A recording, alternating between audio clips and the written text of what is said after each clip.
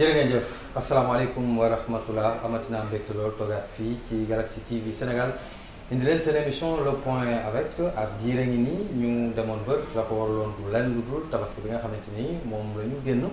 di leen ci baal wax di leen balaax man ak sama équipe dañu déplacé wu tey jii ñëw ci Colobane tey diwee yemook ñaar fukki fan ak juróom-ñett juin 2025 fas yéene toog ak gan waxtaan ak yéen ci li nga xamante moo di wàllu actualité ak it concept émission bi nga xamante ni moo di le point avec tey jii nag ki ñu dalal te ngay jëpp xam nañ ko di président Momadou Sy salaamaaleykum wa rahmatullah. waaleykum salaam nuyu naa leen yéen waa Galaxy TV di leen massawu ci déplacement bi donc nuyu naa waa Tëngéej ñëpp képp koo xam ne yaa ngi suivre télé bi nuyu naa la di am mbégte tey dalal leen mais aussi saafonte ak yéen. am na solo kon nag ni ñu ko daan defee rek incha allah duñ ci jéggi dara dana wane boppam buñ ci noppee ñu dugg ci li nga xamante ni moo di wàllu question yi équipe bi ma àndal nag Adila Petit Daour ak it ki nga xamante ni mooy coordination bi di Mouhamadou Sissoko di sama naataango. laaj bu njëkk bi saa yu ñëwee gan fekk si ñu wala ñu fekk ji ko dañ koy wax Momadou Sy ñun ñi ñëw di waxtaan ak yow xam nañ la mais ci lu gàtt rek kan mooy Momadou Sy pour ñu lay seetaan. Momadou doomu Tëngéej la Momadou Tëngéej la juddoo Tëngéej la yaroo fii la màggee Tëngéej la tàmbalee jàng jóge fii dem à l'université tàmbali liggéey Momadou c'est un comptable. Un ingénieur financier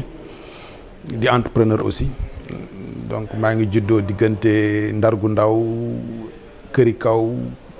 Colobane Guy Murit di doomu Tëngéej donc nekk un acteur politique waaw mais aussi nekk ci entrepreneuriat bi aussi donc Momadou xam naa bu émission bi di dem incha allah ñu gën a xuus ñu gën a wax kan mooy Momadou Sy. am na solo sama laaj bu njëkk tey jii nag dañ ci ñëw ci xew-xew bi nga xamante ni amoon na àllarba ba ñu génn àddina yëpp di ko rafetlu Tëngéej nag am ci ndam mu di ñu doon daloo li nga xamante ni moo di maison des arts et de la culture dippee ko sunu maam Adjaratou Khar Mbaye Madiame sa commentaire par rapport ak actualité boobu nga xamante ni yëngaloon na askanu culture. waaw di ko rafetlu rek parce que ñooñu ay icône lañ. ñooñu ay monument lañ donc bu ñu demee ba di leen tuddee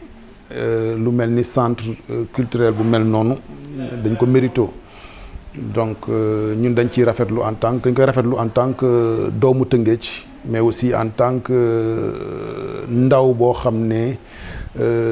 suñu maam jooju noonu jot nañ sekk moom loo xam ne tey jii nii mérito na lu ëpp li nga xam ne defal nañ ko. donc niñ ko defalee Adjaratou Khar Mbaye nañ ko defalee keneen tamit ku mel ni Baye Eli dañ ko defee keneen tamit ak keneen ñoo xam ne ay doomu Tëngéej lañ am na lu ñu représenté Tëngéej yóbbu nañ image Tëngéej fépp ci àdduna donc loolu tey lu ndaw la rek lu Tëngéej def ci moom donc nañ ko defit ci njabootam def ko tamit ci képp koo xam ne Adjaratou Khar Mbaye jot na liggéey ak yow. ci sa biir kàddu ma dégg nga ni lu ndaw la rek naam sax ndawul en lieu et place kon yow mënoon nga ko jagleel leneen lu maison des arts et de la culture. non du ma ko xeeb du ma ko xeeblu donc dafa doon benn monument national donc lii rek day tàmbali ci loo xam ne Tëngéej bi nga xam ne fii la juddoo fii la defee lépp. fii la ko amee mais tamit nañ ko yaatal sur le plan national donc fa laay waxee pourquoi pas benn distinction boo xam ne wala benn reconnaissance boo xam ne wala benn prix boo xam ne wala benn delloo njukkal boo xam ne ci kaw lay jógee donc ñu defal ko njabootam waaw pourquoi pas parce que da ko mérité donc monument bi mu doon ñu dëggal ko teg ko diggu Fass teg ko diggu Tëngéej nga xam ne moom moo ko moom te moo ko mérito. ok monsieur Sy gën nañ la dégg de lu waraloon tekkaaral boobu. waaw Momadou gën nañ ko dégg ci lu bëri. donc lenn rek moo ko waral. loo xam ne ci yàlla la jóge Mamadou dafa tëdd dafa feebar. j'avais subi j'étais malade donc defoon une chirurgie donc mu affecté ma ci lu bëri waaw donc il m'a fallu du temps pour defaruwaat pour faju waaw donc pour ñëwaat tamit ci askan wi. ci feebar boobu yow yaa ko junj lan nga ci jàpp ci lu positif maanaam ci lu la neex ba ma ñëw ci côté ci la ci naqari mais ci lu la neex parce que ci samay gëstu gis naa ni nit ñi nga ndax ci feebar bi vraiment nit ñi nga doonoon feeñ na ci. waaw ci feebar bi dama koy sant yàlla avant tout parce que tax na ma gën a jege suma borom parce que nit ngay ndaw nekk sa diggu ndaw comme on dit donc en quelques mois yàlla ñëw waaw perturbé sa lu bëri nag bon samay projet yi ma amoon samay financement yi ma defoon investissement yi ma defoon lu bëri daal parce que man c'est vrai que avenir la Mamadou mais benn loxo laa woon donc loxo boobu daan dem tout le temps di indi bés bu toogee donc te c'était pas facile aussi ce n'était pas facile surtout yenn gàllankoor yi bu la dalee donc il faut nga am fit il faut nga mën a muñ il faut nga am jomit donc mën ko affronter tey jii nii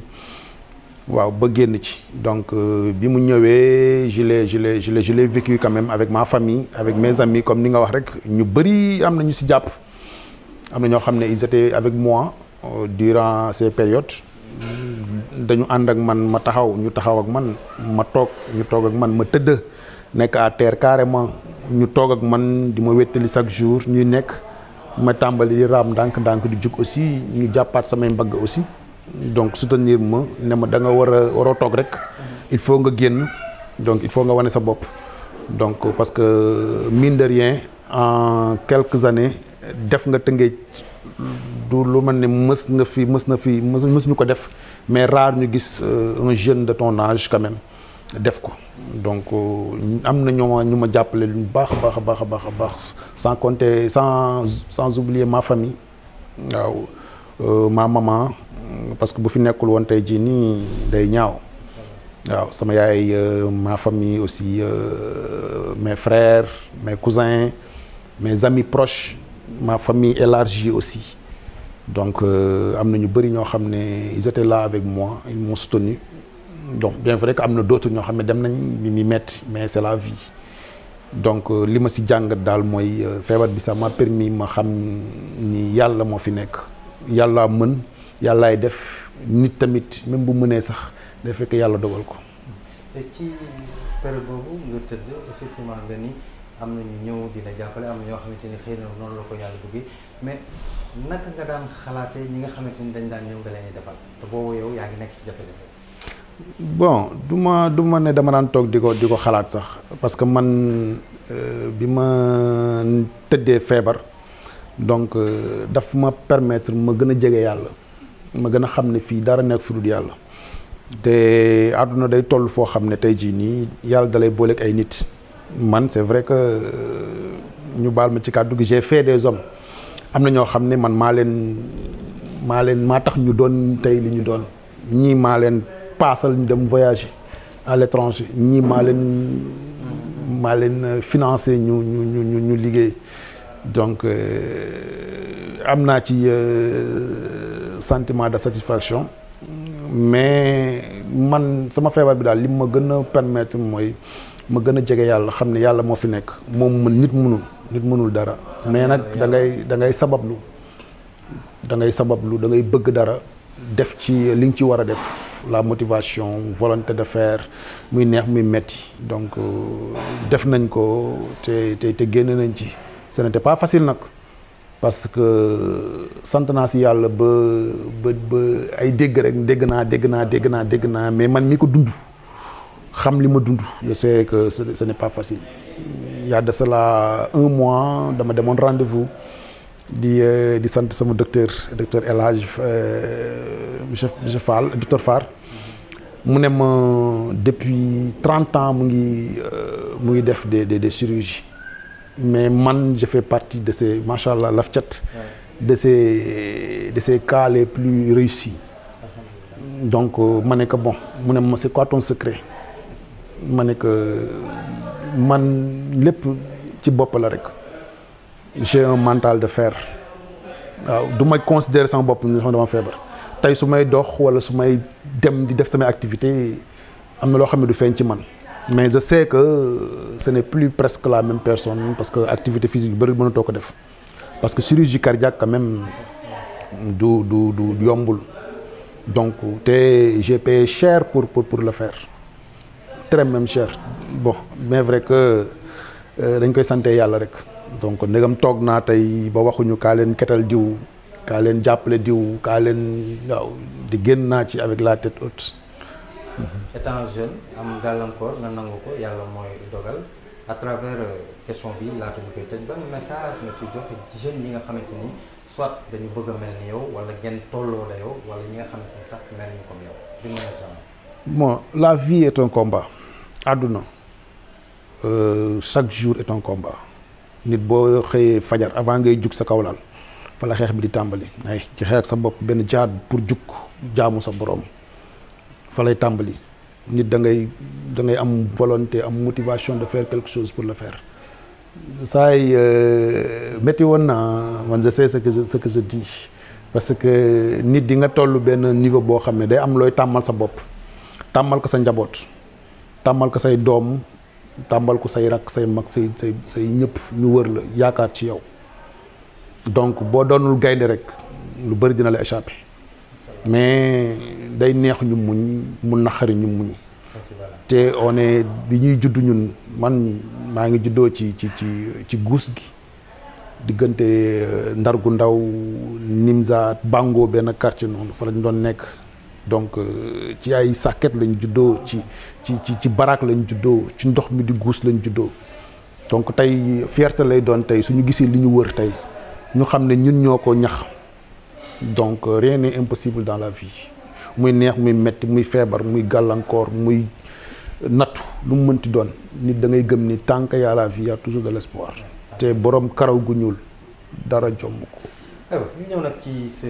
mouvement bi nga xamante ni man dama foo wane sax mouvement bi existé nga fàttali ma tur bi sax tur mouvement bi. Avenir Rufisque. Avenir Rufisque. lu tax Avenir Rufisque. bon Avenir bon foofu la juddoo mu ngi juddoo Ndar gu ndaw. Nimzaat bon parce que ñun dañ tàmm di daje di def di bolot donc yàgg na li may wax ni bon man nag bi yàlla defee ma dama teel a liggéey nag parce que dama jógee université rek commencé liggéey yàlla def ma doon un ingénieur financier tàmbali bon xam nga rek boo doonee jeune am yenn idées yi parce que man dama gëm ni nit foo mënti nekk rek même moroo toog benn journée te amul lu yokk sa vie amul lu bees loo jàng amul lu bees loo xam ne xam nga ko wala mën nga ko wala def nga ko wala découvrir nga ko man noonu laa mel j'apprends tous les jours donc bi ñu toogee di waxtaan entre amis donc au début aar lañ doon wax aar Tëngéej na nga fa la doon aar bon léegi sama gars yi ni ñuy waxtaanee noonu man ma ne bon nous sommes l'avenir de Rufisque en tant que jeune Mamadou Sy est l'avenir de Rufisque donc c'est de la gars yi ay tour ma ne pourquoi pas avenir et Rufisque donc le combat commence par Rufisque donc bu ñu demee ba jàpp ni tee nañ Tëngéej donc su jaree ñu changer le nom def ko avenir Sénégal avenir le monde wala avenir ça dépend bon c'est juste donc pourquoi pas le faire donc mouvement bi def na ñaari at parce que mouvement dafa nekk tendance Sénégal may laajte loolu. non mouvement bi mu ngi juddu en 2000 bon l'idée c'est 2016 2017 waaw 2016 2017 waaw donc du mouvement tendance quoi. non ngeen taxaw ni dañ koy def mouvement. bon parce que tey le mythe Mamadou Sy quand même ça a inspiré plus d'un quand même parce que tey jeunes yu bëri yu may gis tey ñu dugg ci politique tey du ma ne maa leen ci dugal mais ils sont inspirés quand même de Mamadou waaw parce que man au début ni ma daan defee politique man dama daan observer dama daan waaw bon mouvement bi day def politique parce que tamit avenir Rufisque lañ wax donc ñun ni ñu tàmbalee mooy dañ daan ñëw nous on allait vers la population Mamadou Sy ni ma defee politique du ma daan toog di xaar la plupart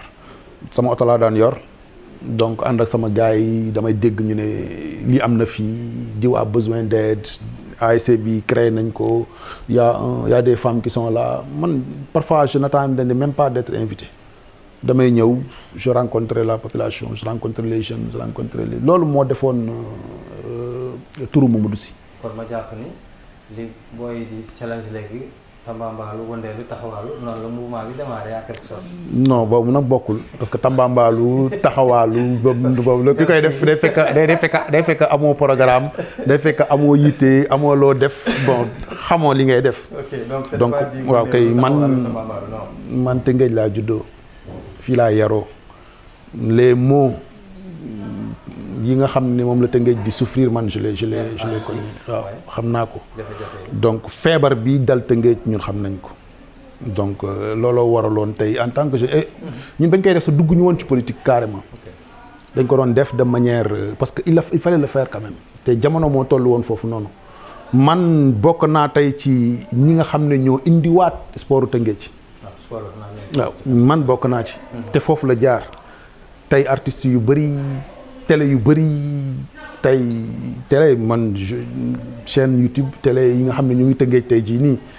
bokk naa ci amoon naa benn concept boo xam ne man tey su ma gisee bon damay gis Galaxy TV monsieur X moo parrainé le match monsieur Y moo Mamadou Sy moo parrainé match bi concept boobu ci man la jóge parce que man maa toog wax benn télévision bu fi nekkoon ay temps bon yéen c'est vrai que vous l'avez bousillé quand même pour dire vrai donc man maa toogoon ci bu ñu ñëwee Sestiment ma indi leen concept boobu noonu ne leen pourquoi pas pour une première un politicien wala un homme parrainer un match donc foofu la tàmbali waaw bon moo tax tey nag bon moo tax may dañ ci sant yàlla waaw tey bu ñu gisee Mamadou Sy moo maye match Ndargu Ndaw Teranga sur Galaxy dama ciy kontaan donc léegi monsieur Sy sa mouvement bi xam nga sànq léegi yaa ngi wax mouvement mais baatu politique mooy génn tout le temps et puis def 2016 ba léegi ok 2016 sax xëy na boobu bi ngay xalaat mouvement nga xalaatal mais lu tax si diggante bi soppoo ko def ko parti politique ba ñoom gën a yomb. bon parce que ci diggante bi tamit nee naa la Mamadou fi muy xaayee bay ñor. fa la yàlla ñëwee. donc c'est vrai que y avait beaucoup de partis quand même qui avaient besoin de moi. Il y avait beaucoup de partis, il y avait des ministres yoo xam ne tey waaw il y avait des ministres yoo xam ne bon mais c'est la vie ah ar nga àdduna nit loo dundul rek mënoo ko nettali waaw donc à benn temps bëggoon nañ ko def parti il y avait même ay politiciens yu nekk ci Tëngéej yu bëggoon def ñu booloo doon benn waaw non parce que tey on a un chantier quand même. Et il faut mettre à jour beaucoup de choses yoo xam ne tey Tëngéej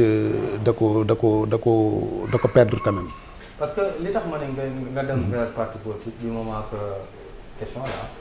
du moment que nee nga ñu bëri dañ ci ñëw adhéré te presque tendance mouvement ci yow la jóge constat bi mooy c'est que Tëngéej dafa bëri ay mouvement moo tax ma wax loolu. est-ce que fi mu nii bien que am na lu jotoon jàll et tout ñëw def ko parti politique est-ce que gën a yomb. bon xam nga parti tamit dafa am lu muy laaj. parti dafa laaj y a des représentations un peu partout dafa am ay chartes yoo xam ne ñoo tënk parti donc un mouvement quand même genre association la pour au début donc ça bokkul ak parti nga xam ne c'est sur le plan bon parti il faut nga am ay représentation waaw bien sûr bu dara jibee politique yi dañu ñëw ci yéen waaw bien sûr mais bon léegi yëpp rek xam wax naa léegi il faut quand même ñu def benn mise à jour quand même ñun au niveau de Avenir te si lañ toll tey jii nii la fois passée, on a tenu une réunion assez importante même. Donc on a défini nos points. Donc mouvement Avenir dafa sayoon en quelque sorte. Non, Avenir musul fusionné. Avenir musul adhéré. Non, existé bon de nom rek la existé quoi. Non, xam nga boo nee seey c'est comme si que y a eu un acte de communiqué comme quoi que Avenir a cessé toute activité politique. Donc Avenir mouvement Avenir kon dafa mel ni existé tout. waaw mais c'est normal. C'est normal que Avenir doo ko dégg. wax nga ma yi jaar nii yëpp quoi. Et puisque de nom ngeen xaw a existé damay ñëwaat ci question bi pourquoi mën na ko def parti politique bien que wax nga ma ni ça demande ça mais est-ce que jotul na. bon pourquoi pas peut-être dans le futur. dinañ ko xalaat.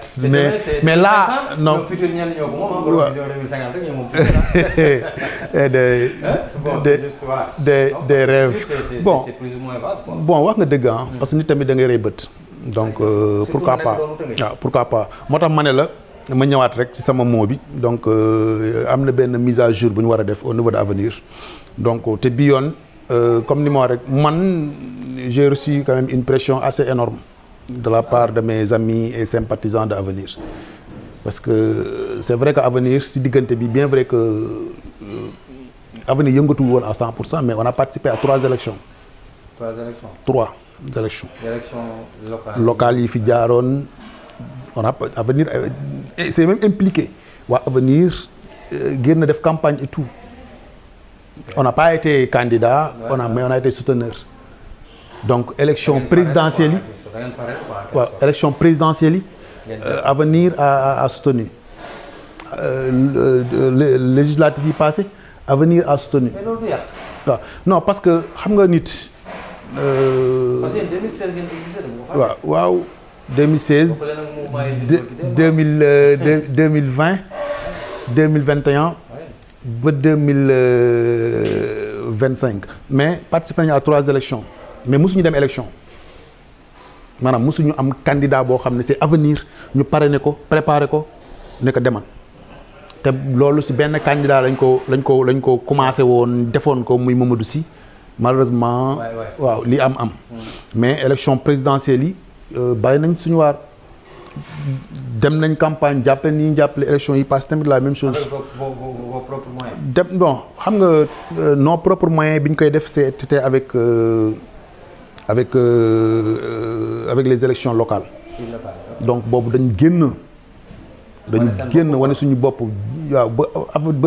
y avait même ñëpp yaakaaroon ni que nii mooy loolu mais par la suite bon xam nga politique dafa doy waar. kon moo tax bëggoo ci maanaam bëggoo taxawal parti politique. non parti politique dinañ si dem tôt ou tard day am. parce que non bien sûr non parce que futur demee sax ci futur la bokk. donc waaw kay mais bon bëgg nañ ko it. te incha allah rabbi bon tey ñi yor Avenir parce que tey Mamadou Sy mooy président bi mais fi may wax ak yow nii Avenir mën na dem sans Mamadou Sy parce que am na yeneen mécanisme am na yeneen moyen am na yeneen voies yoo xam ne collège boobu noonu ñu ngi ci te teg nañ ko pour que dootuñu xaarati Mamadou Sy ci fànn waaw ci fànn yëpp waaw te loolu dañ ci réfléchir loolu dañ toog liggéey ci loolu dañ toog xalaat ko donc ba tey jii nii li nga wax même parti bi ngay wax tey jii nii aussi parce que on nous a proposé quand même on nous avait proposé de rallier le parti benn parti waaw bon donc waaw donc léegi ñun ñu bokk ci parti boobu noonu carrément jouer les rôles bon parti bon fii boo xoolee parti traditionnel bëriwuñu donc même parti yi ñëw yëpp après bon ce sont des partis modernes non Pastef ñun jàppale nañ ko à 2 fois waaw élection yi passé ñun Pastef lañu jàppale. gratuitement wala xam nga waaw non buñ ci doon xaar dara comme dañuy génn taxaw ne boobu ba tey gisuñu Pastef. non xanaa déggoo li ma la wax. buñ ci doon xaar mais donne bi changé na. non mais bon xam nga tey li am mooy Avenir ñun Avenir booy ngay gis fii yëpp que ce soit les ñi nekk ci municipalité yi ñi nekk ci yenn booy yi ngay gis ni yëpp Mamadou Sy du seen morom ci politique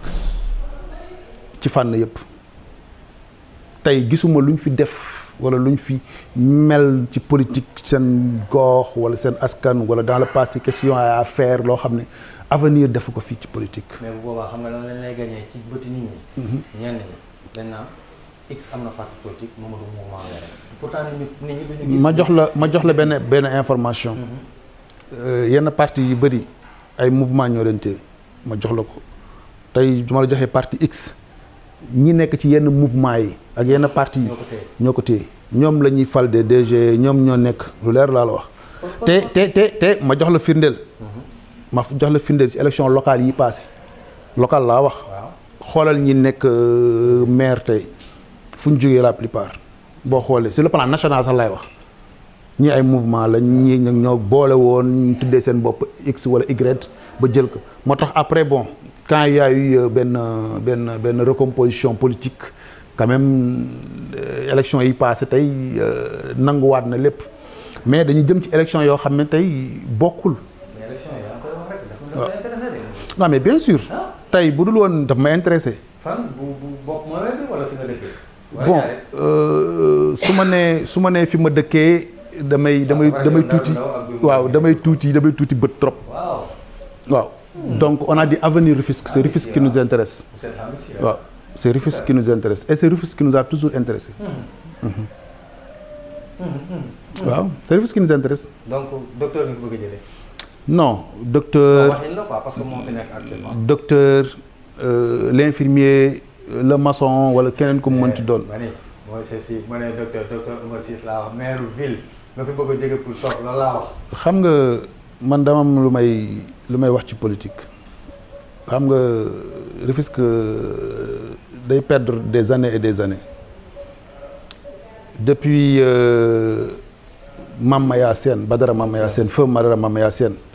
la ñu gëj a am des maires yu am charismatique des maires yoo xam ne da nga koy sentir tey ci dundinu askan wi. bon parce que ma jox la exemple. ma jox la exemple. da nga koy xoolee ci turandoo yi rek. da ngay koora mbayjak njawar mamaya fa la yem li des yëpp perte de temps la. Rufisque a beaucoup perdu. gis nga tey. est-ce que aussi nit ñi ñoo changé brand. non tey y a un concept bu gars yi di def man j'ai vu un président jeune j'ai vu un premier ministre jeune. appel du pied, ouais. waaw plein d'ambition quand même donc Rufisque a besoin d'un jeune boo xam ne c'est un jeune boo xam ne ça colle avec l'image de Rufisque. ça colle avec fi mu àdduna tollu tey jii nii. ça colle avec la lumière du monde. mais tey quand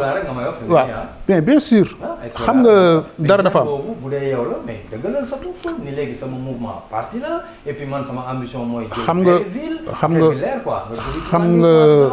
nga Tëngéej Omar Cissé bon man je n'ai rien contre lui donc dama koy ñaanal li nga xam ne moom la yenu ci ay mbaggam yàlla na ko àttan te yàlla na ko def pour Tëngéej mais quand même Rufisque quand même a besoin d'autre chose que de vu son âge vu tamit que maanaam lii ni dëkk di doxee xam nga développement et processus la quoi. waaw tey Omar c'est 5 ans et c'est périmé. donc non. parce que moom moo ko doon laaj xam naa non am benn Omar xool ko. Omar mënu ko. est-ce que si affaire bi foofu la. non parce que xam nga tey yaa ma tuddal Omar xam nga tey yaa ma tuddal une personne. donc on parle waaw mais tey y a d'autres man je suis à l'est. je suis au nord. ay maa yeewoo est maa yeewoo nord. maa yeewoo sax kër Ndiaye Lo. da nga ne ma pied de folie pied de donc bi la gën a soxal mooy mairie ville. waaw bu ko defee nga ëmb ñëpp. non dama ne la avenir Rufisque man nañ ma xaar ci département bi nañ ma xaar ci ville bi nañ ma xaar ci est bi waaw nañ ma ci xaar parce que tamit foofu tamit Tëngéej man il faut ñu wax ko quoi parce que tamit Tëngéej il faut ñu yeewu quoi. parce que on a des élus yoo xam ne on a des élus yoo xam ne dañuy nelaw rek ah ouais. bon man gisuma donc dañuy wax dëgg gis nga Sénégal sooy wax dëgg gars yi duñ xool li ngay wax man je ne vise pas femme. mais tey pour ñi seetaan tey nga boo nee conseil départemental tey yow di nga xam man dinaa xam ñi dinañ xam mais pour ñi seetaan bu ma boo nee ma teg ci tur ma tof ci tur c'est pas méchant pour ñi seetaan nga xam ni kon fii la wax mais tey conseil départemental bientôt 3 ans mu ngi fi mais conseil départemental lan la changé ci Tëngéej qu'est-ce qu'il a réalisé à Rufisque ban impact la am ci vie population bi lan la fi femme inauguré lan la fi femme def c'est une question, hein. Je pose des questions au Rufisquois. C'est au Rufisquois quand même d'apprécier. Femme, qu'est-ce qu'il a fait pour Rufisque depuis qu'il est élu? Qu'est-ce qu'il a apporté de plus dans le quotidien des Sénégalais? Donc, non, ce sont des questions que je pose. De même que Omar Cissé. Bon, on n'est pas élu pour être élu de nom. Faire 5 ans, dem sa yoon. Rufisque a à vivre ça 7 ans avec ñi fi nekkoon. Donc on est en train de revivre la même chose. Donc moo tax tey damay wax aux jeunes, aux citoyens nañu teg koo xam ne am na des projets pour Tëngéej. Bien vrai que bon municipalité tey ak li xew tey jii nii répartition acte 3 de la décentralisation ak yeneen seeni capacité seeni moyens de financement lu bëri quand même boo demul jéggaani uti ji ko wala nga am des partenaires wala ay bailleurs yoo xam ne ñoo lay jàppale c'est très difficile lépp fonctionnement la presque moo dal état bi moo dal ñeneen ak ñeneen fonctionnement salaire ngay fay ndox courant ak éducation jeex na. donc ça veut dire que yow foofu moom c'est réglé quoi pour yow maanaam naka la ñuy def ba loolu féete boor pour ñu jaar ci leen. non Tëngéej tey ma wax la dara de gis nga commencé nañ perdre suñu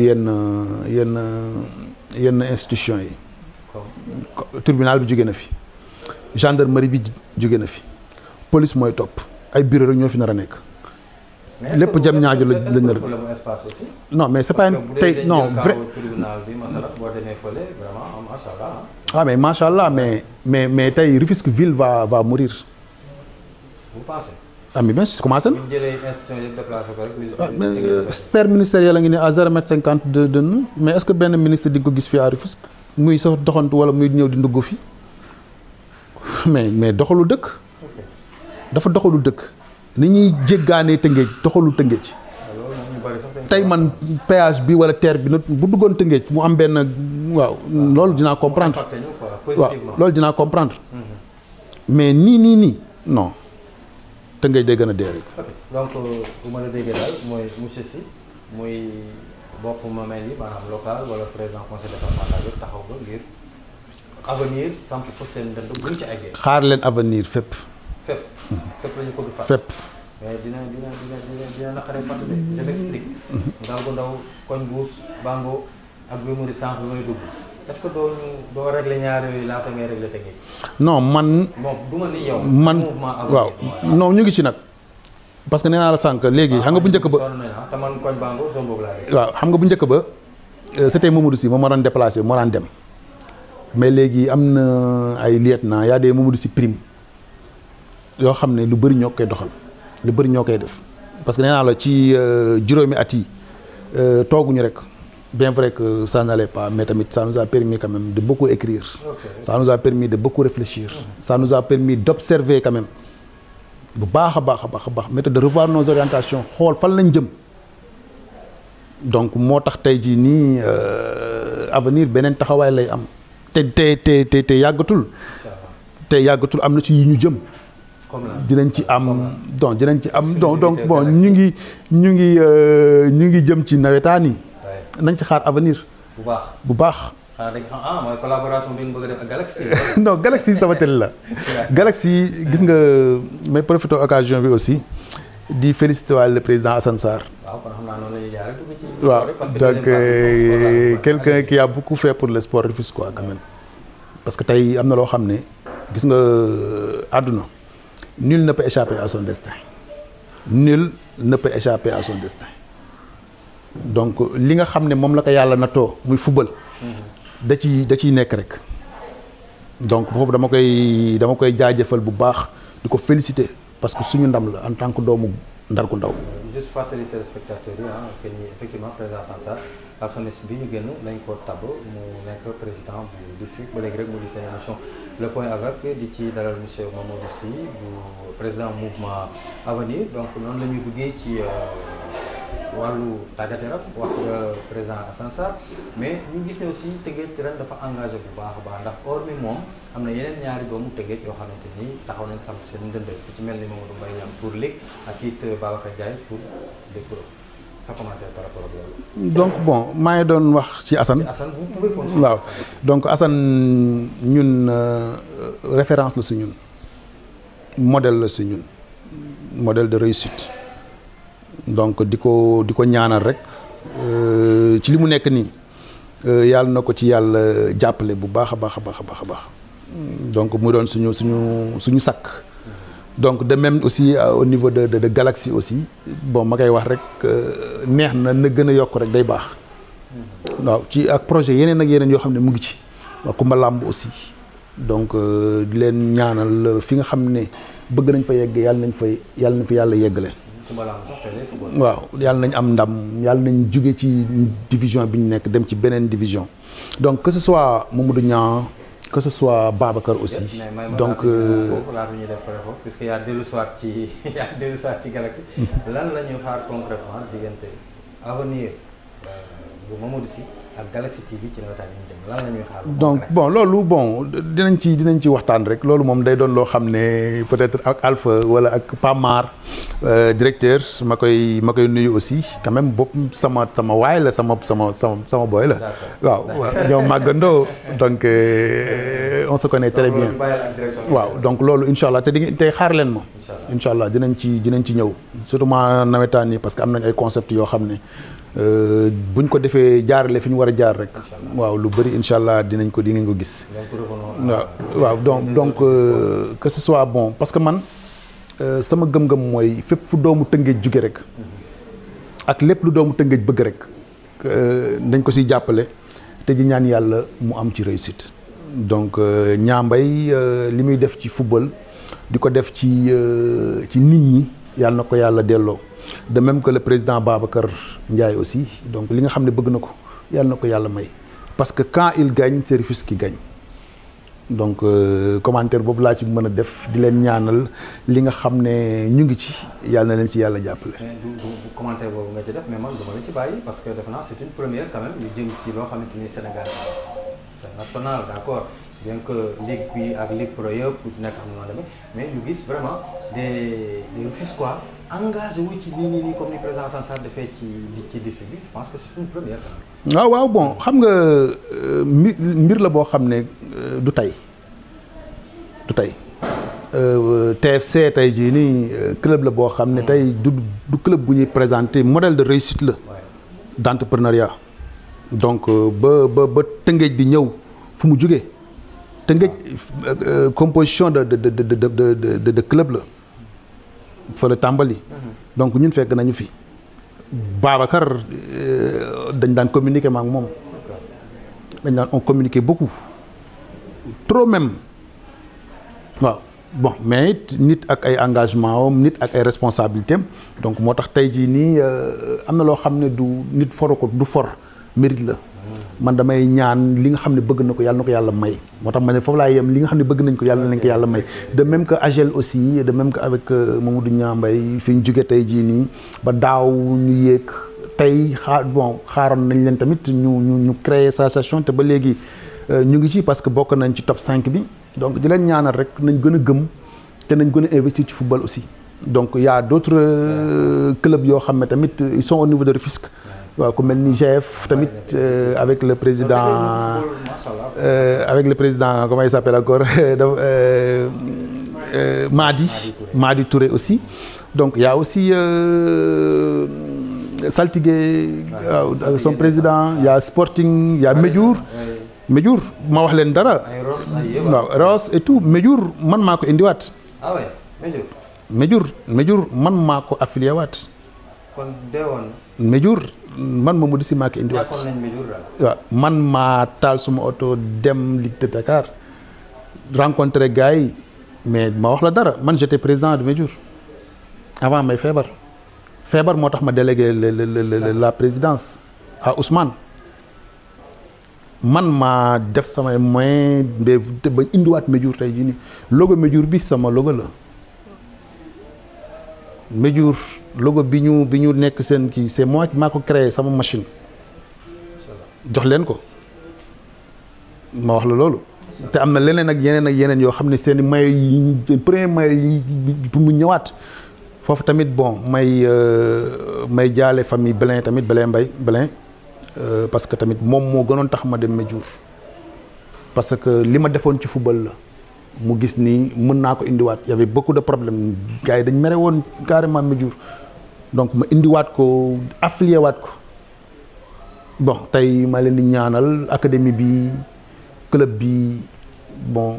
c'est vrai que y a des personnes yoo xam ne am nañ xam-xamu football donc y a Ibou Diop qui est là-bas donc y a Ousmane y a extra ñi fa nekk donc di wax rek nañ jàpp rek parce que àdduna noonu la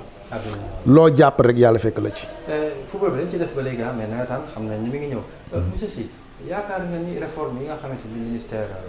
à travers di ko son excellence bëggee jaarale ko ci moom réforme yi ñu bëgg a def ci nawetaan bi ci njëkk mooy ñu jox leen date ni du haut boobu réforme ni jàpp nga ni lu ñuy mën a respecté la.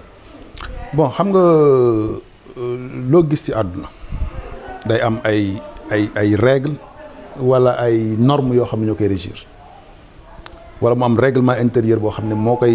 koy tënk donc football tamit dafa bokk ci loolu dafa am ay règles yoo xam ne ñooy tënk football nawetaan dafa jot tamit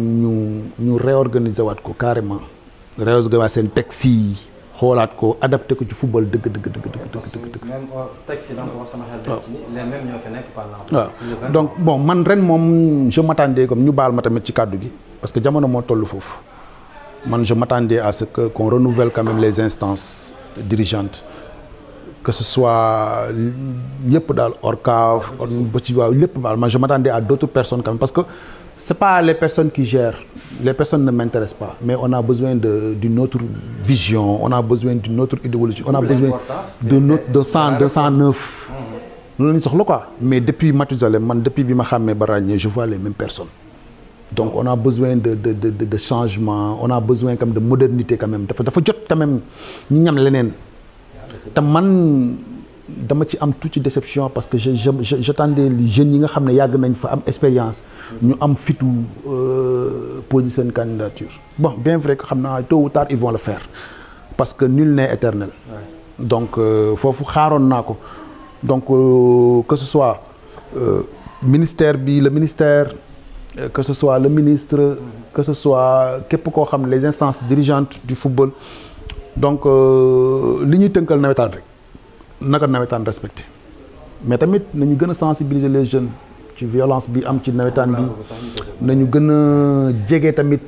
supporters yi def des campagnes xam nga association lañu wax xam nga nawetaan du football rek waaw du football rek mais c'est l'aspect footballistique qui domine waaw am na théâtre am na leneen am na handball am na basket am na l'éducation nawetaan am na lépp donc tey jii nii man maa ngi xaar yeneen pàcc yi tamit ñoom tamit ñu wane seen bopp donc tamit ministère bi tamit nay veiller à cela à l'application aussi d'autres disciplines ci nawetaan dem ba mu am benn équilibre loolu laa bëgg carrément ci football waaw mais tamit négam lamb moo ko commencé réussir waaw lamb tey day teel a commencé balaa 19h mu jeex donc football tamit day jot y a des matchs yoo xam ne dañ koy programmer à 9h à 10h day teel a tas am jàmm am mais ay temps dañ ko doon def man ba may xàmmee ràññee course ba dañ sara naa fa match ba tey terrain fii parking bi nekk tey jii nii dañ fi daan seetaan ay match yàgg na temps yooyu on était jeune waaw teel a commencé teel a organisé ba pare tamit bon nawetaan tamit il faut ñu xoolaat ko quand même parce que y a trop d'ASC y a beaucoup d'ASC munoo benn koñ mu am ñetti ASC loolu il faut quand même que réforme yi fa lay war a tàmbale parce que tey ay quartiers ñoo lañ war a boole par exemple Nimzaat benn ASC Ndargu Ndaw benn ASC Dangu benn ASC wala ñaar noonu la ñu war a def. waaw mais da ngay dugg ci benn koñ 3 ASC yooyu tey jii nii du ñu laale fii. duñu fii waaw yooyu il faut réforme fa lay tàmbali quoi jubaale nit ñi jubaale ASC yi jubaale ñi di diriger foo lay tàmbali. donc ñun tamit bon football tamit am na lu ñu jot a def tamit tout si nawetaan parce que tey man mi tey toujours dama koy wax parfois man maa njëkk yëkkati coupe jox ko Ndargu Ndaw man Mamadou Sy j'étais parrain en plus j'étais président de la commission des finances Ndargu Ndaw je me rappelle bi may ñëw Ndargu Ndaw dama ne Ndargu Ndaw bàyyi na ket gars yi di ma ree quoi te effectivement bañ fa nekkee ba liñ fay jugee Ndargu Ndaw ketul ba tey on a été le grand Ndargu Ndaw bi nga naan dégg ñun ñoo ñëw révolutionné ko ñun suñu génération ñun ñoo ñëw avec des idées ñun ñoo ñëw ba tey yàlla def avec l'appui du président Assane Sarr y a Zo y a Ahmed y a d'autres ñu xam ne tey ñoom ñoo continuer liggéey bi mais àdduna comme li may wax rek démb am na tey am na mais tamit suba day am donc ak lu mënti am rek waaw nañuy rafetal quoi. yéen ma cëriñoon ci waxtu jeex na. mu di si président bu Avenir. maa ngi lay jaajëfal bu baax a baax Galaxy TV ñu ngi lay jaajëfal sa kàddu. waaw bon maa ngi leen di sant c'est vrai que doxee ngeen naaj. mais aussi yoon bi neexul donc sama kàddu gi mujj mooy nañu booloo rek doon benn nañu yéenante jàmm xam ne ñu ñëpp ay doomu Tëngéej lañ donc ñun Tëngéej moo ñu ñor. ci fànn yëpp nag Tëngéej moo ñu ñor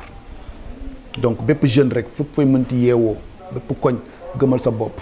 xam ne yow yaa mën a defar sa vie keneen mënu ko defar donc tey nañ xaar avenir ci échéance yi di ñëw surtout ma élection yi di ñëw avenir incha allahu rabbi ji bëgg na bépp commune bépp instance boo xam ne ñu ngi koy xëccoo rek avenir soxla na ko téye ci loxoom. donc maa ngi leen di sant di leen gërëm bu baax mais di nuyu di sant di gërëm bu baax waa Avenir ñoom ñëpp nag tey du ma tudd tur jigéen góor mag ak ndaw donc waa Ndargu Ndaw